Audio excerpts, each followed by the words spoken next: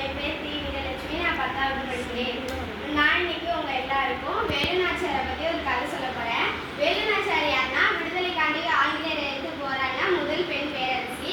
அவங்க வந்து ராமநாதபுரம் மாவட்டத்தோட மன்னரான செல்லமுத்து சேதுபதி அப்படிங்கிறவங்களுக்கு வந்து 1730 மகளா பிறந்திருக்காங்க. இவங்க வந்து நிறைய வீர கலைகள் எல்லாம் தேர்ச்சி பெற்றிருந்தாங்க. சிலம்பம், குதிரை ஏற்றம், வாள் வீச்சு, இது மாதிரி நிறைய கலைகள் எல்லாம் தேர்ச்சி பெற்றிருந்தாங்க.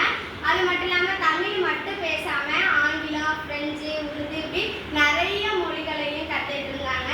அதுலேயும் நல்ல ஒரு சிறந்த பேரரசியா விளங்கிட்டு இருந்தாங்க. அதுக்கப்புறம் கொஞ்ச நாள் வாழ்க்கை நல்லா போயிட்டு இருந்துச்சு. அவங்களுக்கு வந்து ஒரு 16 வயசு இருக்கும்போது சிவகங்கையோட மன்னரான முத்துவடுகநாதருக்கு கல்யாணம் பண்ணி கொடுத்துட்டாங்க. அப்போ அவங்களோட வாழ்க்கை போயிட்டு இருக்கும்போது அவங்களுக்கு வெள்ளச்சி நாச்சியார் அப்படின்னு ஒரு மகளும் இருக்காங்க. அதுக்கப்புறம் காளையார் கோவில்ல வந்து ஒரு போர் நடக்குது. அது ஏன்னா முத்துவடுகநாதர் வந்து ஆங்கிலேயருக்கு கப்பம் கட்ட மறுத்ததுனால அந்த இடத்துல ஒரு போர் நடக்குது. அப்போ ஆங்கிலேயர்கள் வந்து நீ எனக்கு வரி செலுத்தியே தான் ஆகணும், நான் கேட்டா நீ கொடுக்கணும் அப்படின்ற மாதிரி சொல்றாங்க.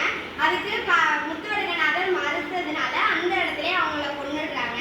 அதனால வேலுநாச்சியார் என்ன பண்றாங்கன்னா நம்மளோட மாவட்டம் வந்து நம்ம மீட்டே ஆகணும், நம்மளுக்கு நம்மளோட நாடு தேவை அப்படின்னு சொல்லிட்டு இப்போ போய் நம்ம வந்து போர் பண்ணோம்னா நம்மள்ட்ட போதிய ராணுவம் இல்லை, அதனால நம்ம கொஞ்ச நாள் கழிச்சு போர் பண்ணலாம் அப்படின்னு சொல்லிட்டு கோபால நாயக்கரும் ஹைதர் அலியும் வேலுநாச்சியாருக்கு உதவி பண்றாங்க.